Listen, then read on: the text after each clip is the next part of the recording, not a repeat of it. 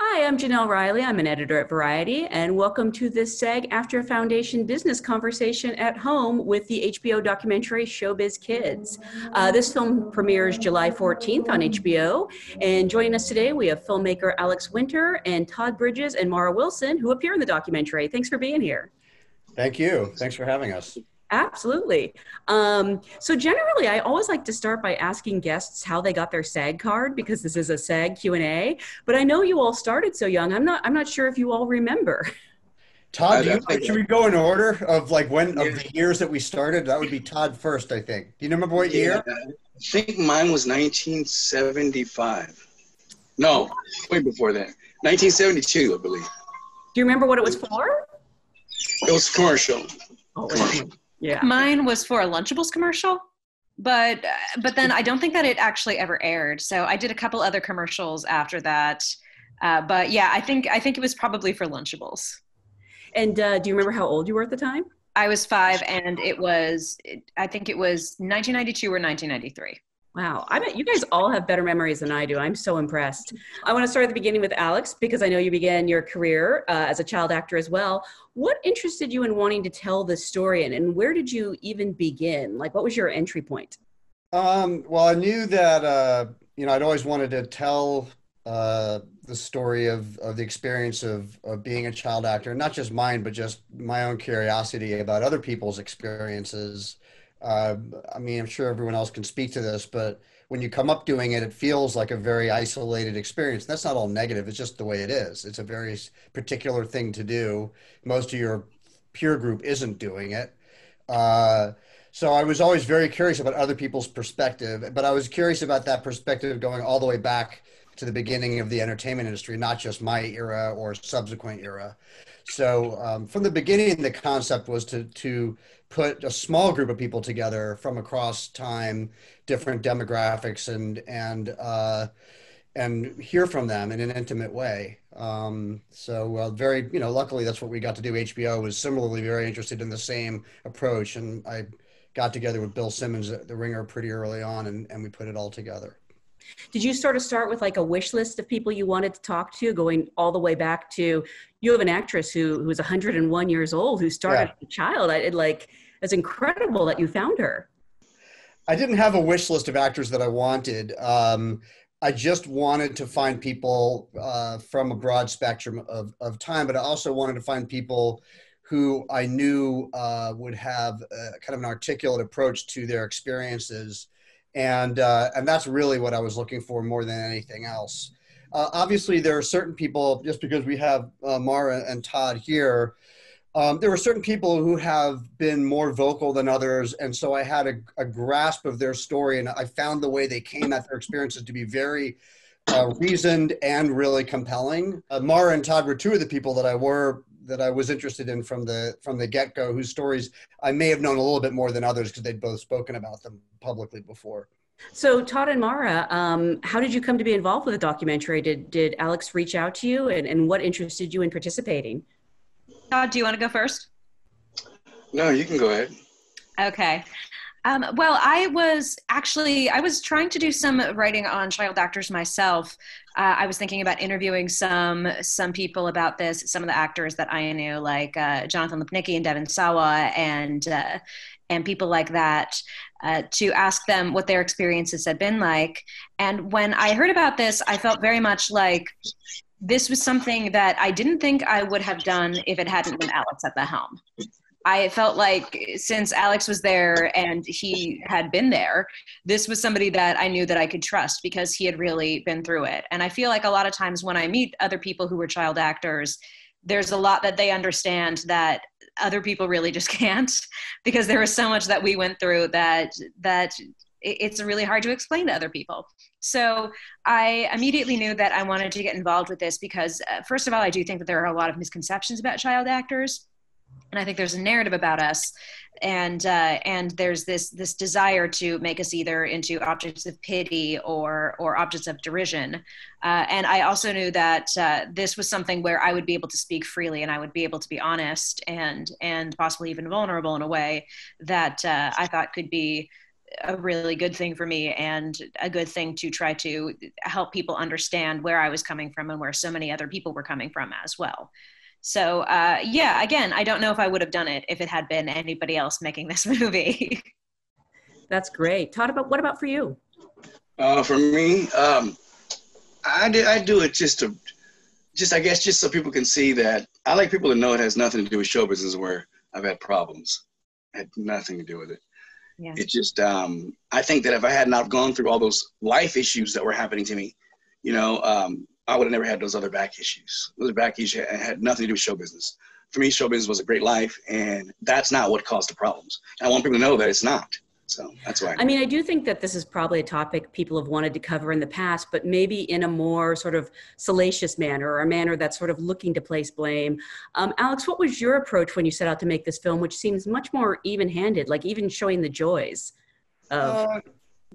Yeah, no, it's a good question. It's kind of like, to Todd's point, part of my motive was to show that the life, for those of us who really wanted to enter it, has incredible joys, and you know, most of us feel very grateful to have experienced a lot of what we got to experience. It's a very special world. To walk out onto a stage or to walk onto a set when you're young and you have these kind of dreams of that world or desires to be in that world, it is very satisfying. And my memories of that are really extremely positive, but it's you know, it's a mixed bag, and I really wanted to try to convey the whole spectrum of the experience. It's not a message movie. It's not an issues movie. It's not to say if you do X, then Y will happen to you at all. And that was the other motive, was just to convey the full life experience without sort of trying to put some kind of narrow message or idea into the experience.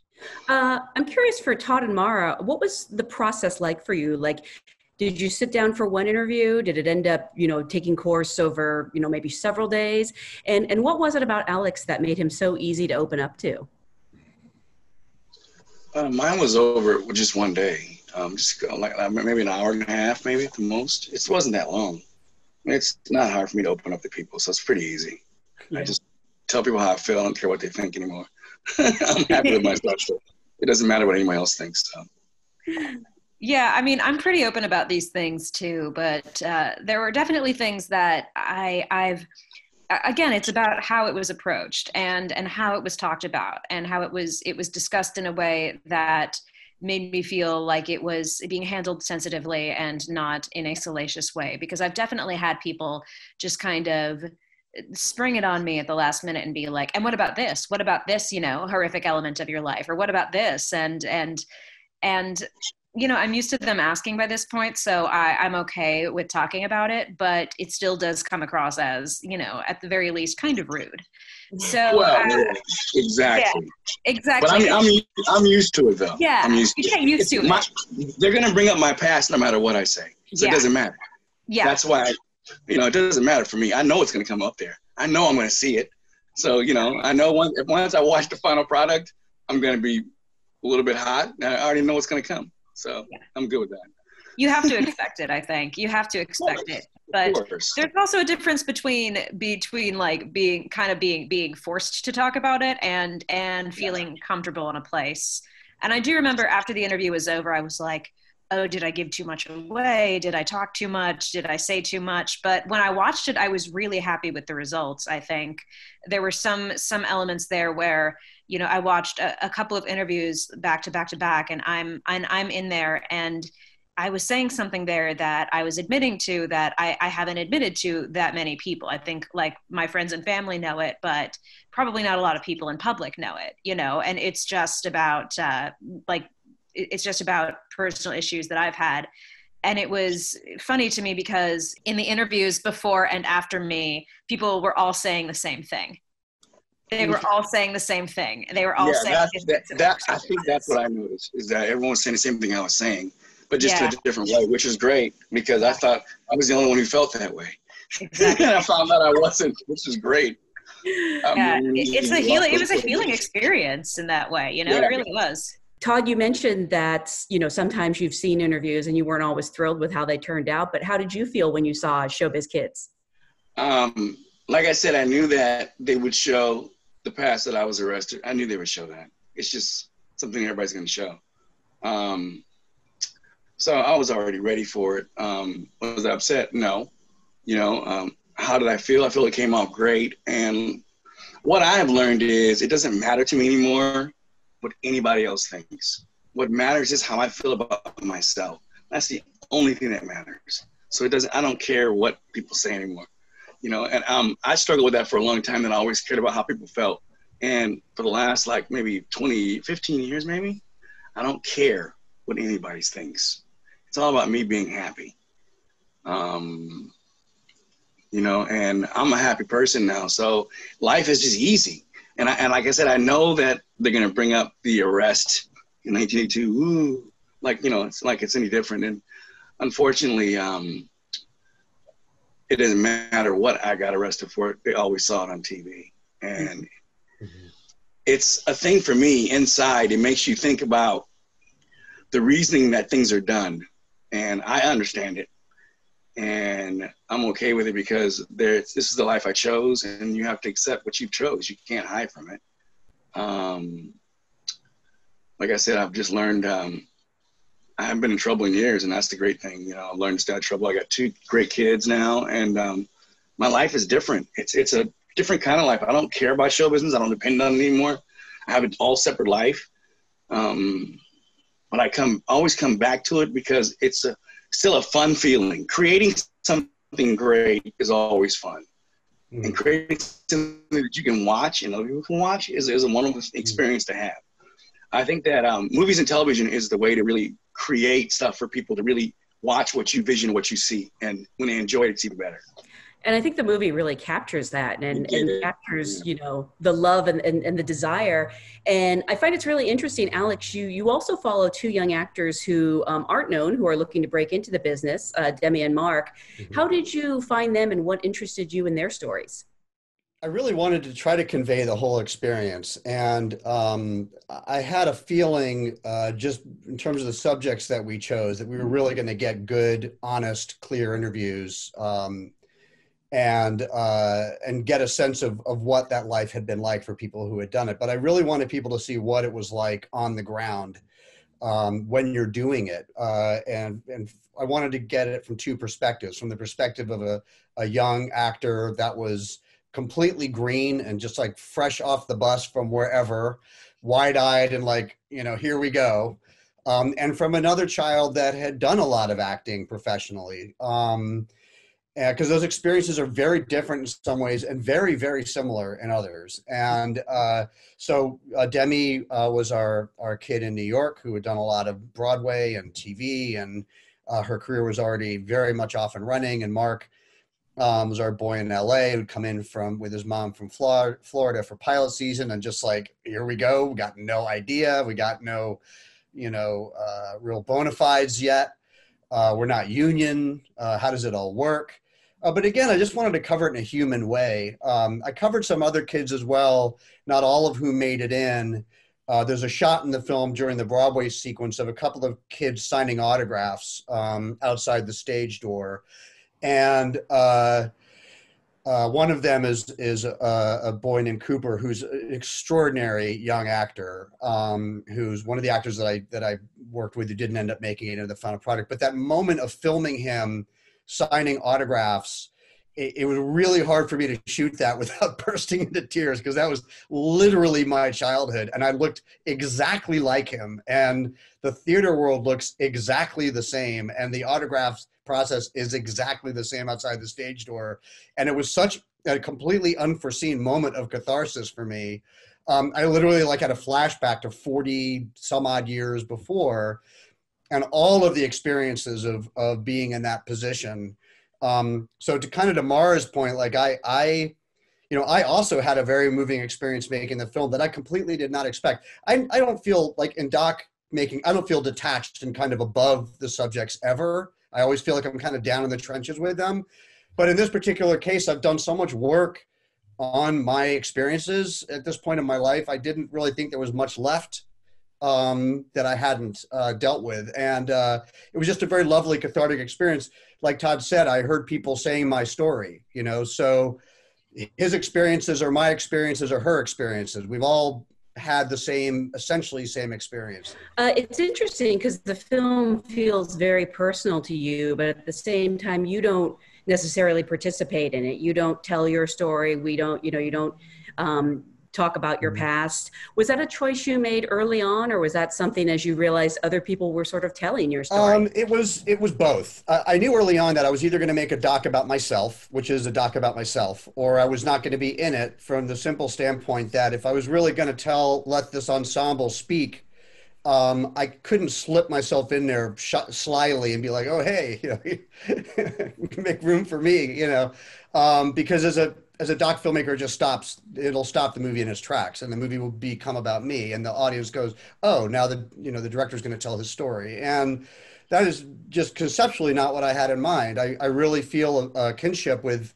people who went through what I went through, and I knew that their experiences were identical to my experiences, and they are. And in fact, they were in more ways than I even realized. And what I did do about a third or halfway through production is my editor, Wes Cadwell, and we did pull a lot of media down on me.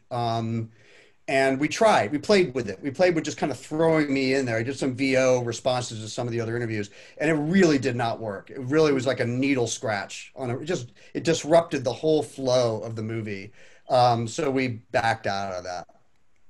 You know, the movie opens with this sobering statistic about all the young actors who come to Hollywood every year, and, you know, what a small percentage actually end up booking work. And I'm just curious, for all of you, if someone is interested in getting into acting at a young age, is there any advice you would offer them, or their parents for that matter? Mine is get another job on the side. Just don't make this your whole life. I'll tell you, it's a lot better when you're doing other stuff. I found myself to be a lot more freer so that you can make a choice.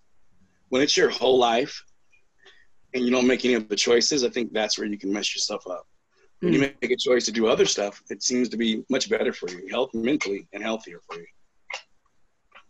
Yeah, I think that was something my parents always told me when I was a kid. Was they said, you aren't going to be an actor forever. And I think that I always kind of knew that anyway. And even when I was a kid, I was writing stories. I was writing scripts. I was thinking about, you know, directing and producing and things like that. And I mean, I think that I was kind of like I sometimes say I was born 40 years old. I had a lot of interests that, you know, adults had, but I think that was something that was important to me, was knowing that this wasn't going to be my whole life forever, that there were other things that I wanted to do as well. I would definitely say, with regards to children, make sure that it's fun. Because when you're a child, it's not all about making money. When you're an adult, it's different. You know, you have to take jobs you don't necessarily want. You have to be doing, you know, you're going to have to compromise some things because it's your life, it's your job. But when you are a child, make sure that it's fun for you. And when it's fun for you, you're going to be having a good time. And parents, you really need to listen to your kids and make sure that they're having fun. That was something that I loved seeing in this film, was, you know, the parents checking in with Demi and Mark saying, you know, are you sure you're having fun? And you got to see Mark playing too, which really made me happy, because that meant that his parents were letting him be a normal kid as well. And Demi was making sacrifices, but you could tell that, you know, these were things that she was doing because to her, this was fun. This was joyful. This was bringing joy into her life. So that is the thing. And get out when it stops being fun, because there are other things you can do in your life. There are other opportunities. There are other ways to live your life, and you don't need to worry about a job just yet. So make it about fun and an experience. You know, there's images in the movie, and I think even in the trailer, that are just of scrapbooks that me and my mom made, because that was initially what it was supposed to be. It was supposed to be, you know, a fun experience that we were going to make scrapbooks about, and it wasn't going to be my entire life. But, you know, things kind of snowballed and things took off from there, and it wasn't what we were anticipating. So, but yeah, that's definitely what I would say. And it's perfectly fine. There's a narrative of, oh, if you were in one movie or one TV show and nothing else, you know, you're a failure. No, I think that's fine, because it means you got to do more with your life too.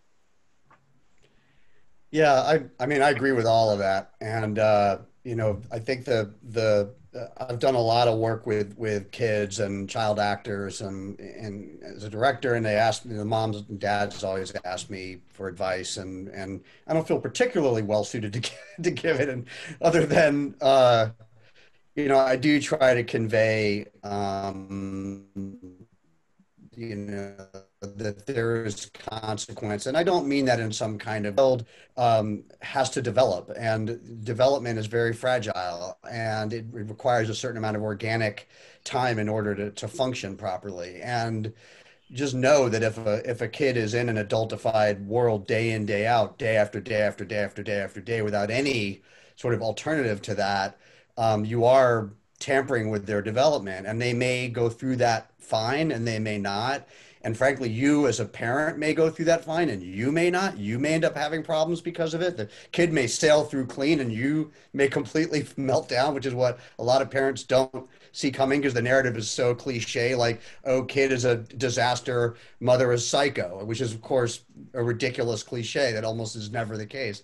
The reality is that it has implications everywhere, and they can be unforeseen, and they're not all horrendous, but people go in with blinders on. So it's sort of having an understanding that it's a serious thing to do, and it will have repercussions.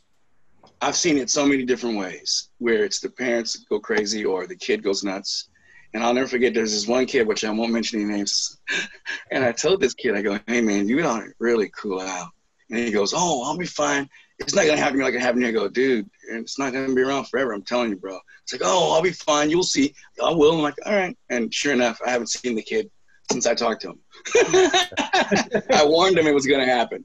And he didn't want to listen to me. And I was like, you need to slow down, dude. Don't make the mistakes I did. He's like, oh, I'll be fine. And sure enough, the kid is gone. Mm-hmm. And that's why it's so crazy how you can see it coming before it happens. And when you've been in the business so long, as long as I have, you can see it coming. You know what I mean? You can just see it and you go, it's going to happen.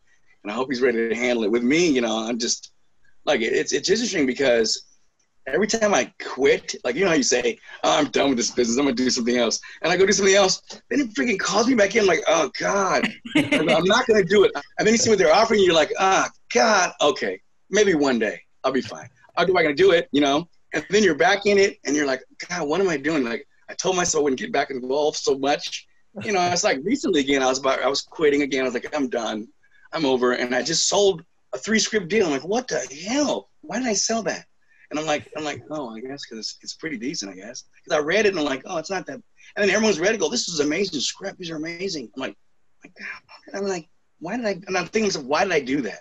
And I guess it's because I like the business. I guess I like being creative. It's just something that's fun to do. And if you can sell being creative, that, that's what we're doing in our business. You're selling being creative. That's happened to me too. Yeah, where I was like, I'm completely done with this. But I think that there's also a big separation between what being creative and what show business is and public perception, and media and those kinds of things and the negative aspects of it. Sometimes I think to myself, I wish we could have child actors, but not child stars. Something? That's exactly right. I think that's what it is. I'm much happier though on this side now, where I'm at now. It's such a different thing. Because I just now realize, oh my God, I don't have to do any publicity because I wrote it, and one of the writers, the three of us wrote it, but we all wrote it together. And I'm like, I don't have to do anything. I don't have to talk to anybody. I said, let the actors do it. Let the director do it. I ain't doing it. When they want to talk to me, like, yeah, I'm good. I'm like, no, you guys go ahead. You get all the light you want. I don't need any light. I'm good. Exactly. I'm better off. I can sit in the corner now. I'm good. I don't need to be the lead singer, I can be backup singer. I can be bassist. I can be something like that. Yep. That's why I like writing. I want to talk to. I'm fine. Sitting in the back, collecting my money and being happy and not saying a word.